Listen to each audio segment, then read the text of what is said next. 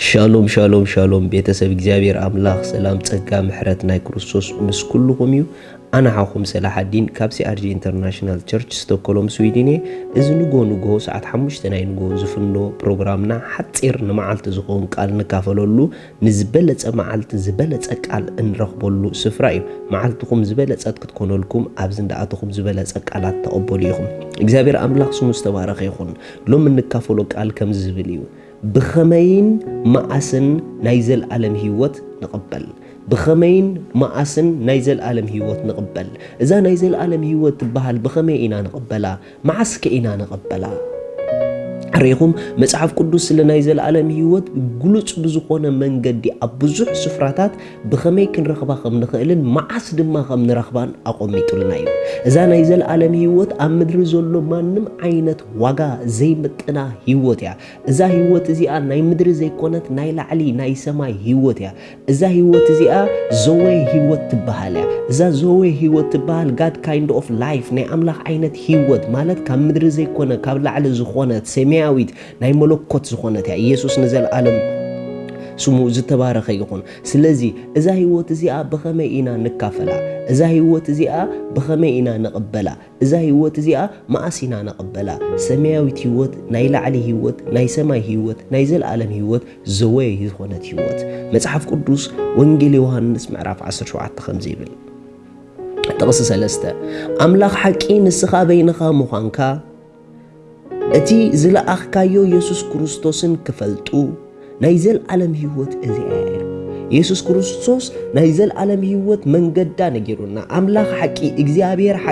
اغزابير ابو نسو بين مخانو خنفلت نتي نسو زلأخو يسوس كريستوسن كنفلتو نايزل عالم هيوت ازي ايلو ريخوم نايزل عالم هيوت نتي املاح حقي زلأخو كريستوس يسوس نعو ام مفلات راح تركب مالت بخمي عينت منجدي يسوس نفلتو السيو اتنايزل عالم هيوت كنركبن كينركبن زوسنو ኢየሱስ ክርስቶስ እሱ እትያው አምላኽ ስጋ ለቢሱ ናብ ምድሪ ዝመጸ ምእንታና ድማ ኣብ መስቀል ዋጋ ከፊሉ ዕዳና ዝኸፈለ ስለና ከም ዝሞተን ስለና ከም ዝተንስአን ንዑ ብምእማን ከም ንጸድቕ እሱ መድሓኒ ኩሉ ዓለም ምዃኑ ብዘይብኡ ካልእ ኸድሕን ዝኽእል ማንም ከም ዘየለ ንሱ ድማ ልኡኽ ጥራሕ ዘይኮነ ህያው አምላኽ ምዃኑ በዚ ፍልጠት እዚ ንኢየሱስ ክርስቶስ እንተደኣ ፈሊጥናዮ ኢየሱስ ንሱ ክርስቶስ ምዃኑ ريخوم كريستوس إيسوس مخانو إيسوس كريستوس مخانو بزما قدي انت دا أفليت نايو نايزل عالم هيوت زيائل ريخوم إذا فلتت زياء انت دا ألاتنا خوينا إذا فلتت زياء انت دا أتقبلنا يا نايزل عالم هيوت نسايا مالت نزا فلتت زياء بمفلات كيخ نايزل عالم هيوت وهابي نزا فلتت زياء أباخ بمركابا يخ نايزل عالم هيوت رخبي نيسوس كريستوس بزما قد زي انت آمينا يو ترحينا نايزل عالم هيوت النرك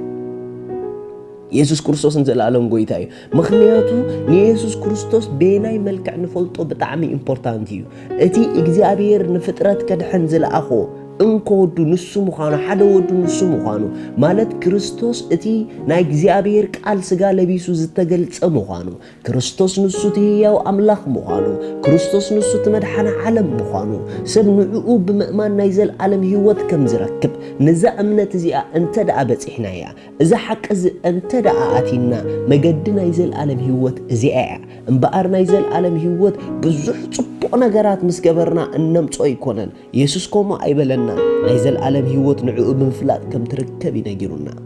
ريخم اذا نايزل عالم هيوت بزح سبي ديلايو نغير جن نزا هيوت ارخاخبا انا ماصاصان جن بزح سب زنقعيو ريخم نايزل عالم هيوت ازي خبوري كابز غرمكم بعقمنا خنمصو زي نخل نزي نايزل عالم هيوت عقمنا سلازي مطونايو هاليلويا سلازي نايزل عالم هيوت بخمينا نرخبو نزبل حتو ملسو نإيسوس كريستوس بزي حجق نقرأكم لتصنحكو انت تقبلكمو انت امينكمو بزي مقدز نايزل عالم هيوت كترخو بيخم ودز اللو هيوت اللو يزبل مزحف قدوس كريستوس تدعى اللكا خوينو كريستوس دما بزي امنتي خلو كازغل بزي امنتي زن كريستوس انت دعى رخيب كايو نايزل عالم هيوت اللكا مزحف كزارب كله قداما يوحنس كمزيبل قدام يوحنس معراف 3 يقريتا قدما يوحنس معرف 5 اوكي قدما يوحنس معرف 5 خاب طقس 12 እቲ ወዲ ዘለዎ ህይወት አላቶ ወዲ አምላኽ ዘይብሉ ህይወት የብሉን እዛ ህይወት እዚኣ ነዛ ናይ ዘለዓለም ህይወት እዩ እዛ ናይ ዘለዓለም ህይወት ኣብ ክርስቶስ ዘላ ህይወት ያ ክርስቶስ አባኻ በመህላው ጥራሕ ናባኻ ትመጪ ህይወት ያ ክርስቶስ አባኽን አባይን ንኽህሉ ድማ ናይ ልብና ፈቃድን ምእማንን ጥራሕ ይደድለና ንዓኻትኩም ኢሉ ነቶም ክርስቶስ ዘለዎም ነቶም ንኢየሱስ ክርስቶስ ብርድኢት ብምስትውዓል ንሱ መድሓኒኦም ምዃኑ ዝኣመኑ እንድተቐበልዎን ንዕኦም ከምዚ ኢልዎም ንዓኻትኩም ብስም ወዲ ኣምላኽ እተኣምኑ ዘለኹም ናይ ዘለዓለም ህይወት ከም ዘላትኩም ምእንቲ ክትፈልጡ ኢለ እዚ ዝፅሕፈልኩም ዘለኹ እምበኣር ክልተን ዘንሕቶ መሊስና ኢና ኣለና ሪኹም ንዓኻትኩም ኢሉ መጽሓፍ ቅዱስ ክዛረብ ከሎ ብስም ወዲ ኣምላኽ እተኣምኑ ዘለኹም ናይ ዘለዓለም ህይወት ክትህልወኩም ኣይኮነን ኢሉ ከም ዘላትኩም ሪኹም ናይ ዘለዓለም ህይወት ብኸመይ ንረኽባ ንኢየሱስ ብምፍላጥ ኢና ንረኽባ ናይ ዘለዓለም ህይወት መዓስ ንረኽባ እታ ንኢየሱስ ዝተቐበልናላ መዓልቲ ኢና ንረኽባ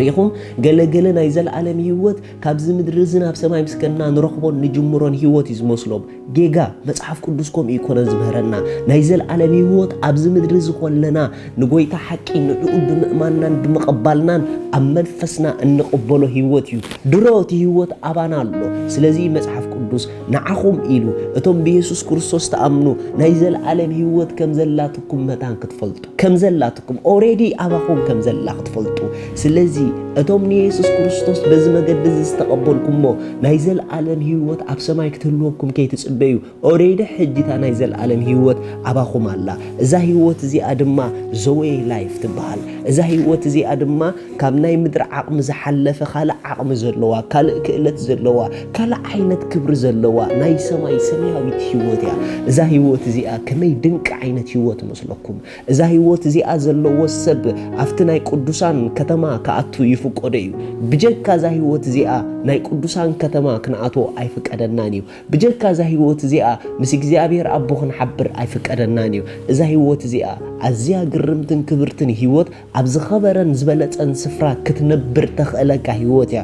ሎሚ እዛ ህይወት እዚኣ ንኹልና ተዳልያ ኣላ ነገር ግን ሸለልከይ ትብልዋ ብሓቂ እዛ ህይወት እዚኣ ትደልይዋ እንተደኣ ኮንኩም ሎሚ ወስኑ ወሲንኩም ንጎይታና ኢየሱስ ክርስቶስ ልብኹም ሃብዎ ተቐበልዎ ንክርስቶስ ምቕባል ተራ ነገር ኣይኮነን ንክርስቶስ ምቕባል ብምንም ዓይነት መንገዲ ከነምጽኦ ዘይንኽእል ዘለዓለማዊ ህይወት ክንረክብ ይዝገብረና ኣነ ንስኹም ንጎይታ ዝተቐበልናዮ ናይ ዘለዓለም ህይወት ኣባና ትነብራላ ናይ ዘለዓለም ህይወት ተቐቢልና ኣለና እዛ ህይወት ካልእ ዓይነት ናብራ እተንብረካ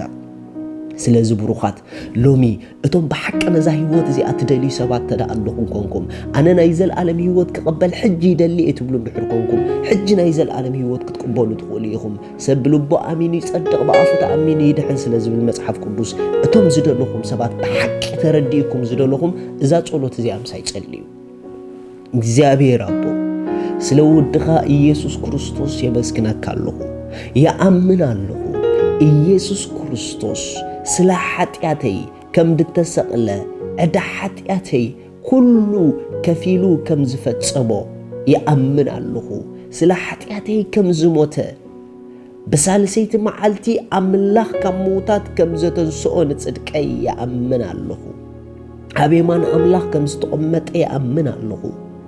ኢየሱስ ክርስቶስ መድሓኒየይን ጐይታይን ኣምላኸይን ምዃኑ ይኣምን ኣለኹ ካብዛ ሰዓት ንክርስቶስ ብምእማነይ ውሉድ ኣምላኽ ሓድሽ ፍጥረት ኮይነ ኣለኹ መንፈስ ቅዱስ ብእምነት ብሽም ኢየሱስ ይቕበለካ ኣለኹ ኣሜን እዚኣ ጸሎት ተረዲእኩም ዝጸለኹም ካብዛ ጸሎት ዝጸለኹምላ መዓልቲ ናይ ዘለዓለም ህይወት ኣባኹም ኣላ ኣምላኽ ሰማይ ይባርኽኩም ነዛ ዝተቐበልኩማ ህይወት ከመይ ከም ትነብሩዋ መታን ክትፈልጡ ድማ በዚ ታሕቲ ዘሎ ኣድረስና ጌርኩም ኮንታክት ግበሩና ኢኹም ዘድልየኩም ትምህርትታት ክንልእኸም ኢና ሻሎም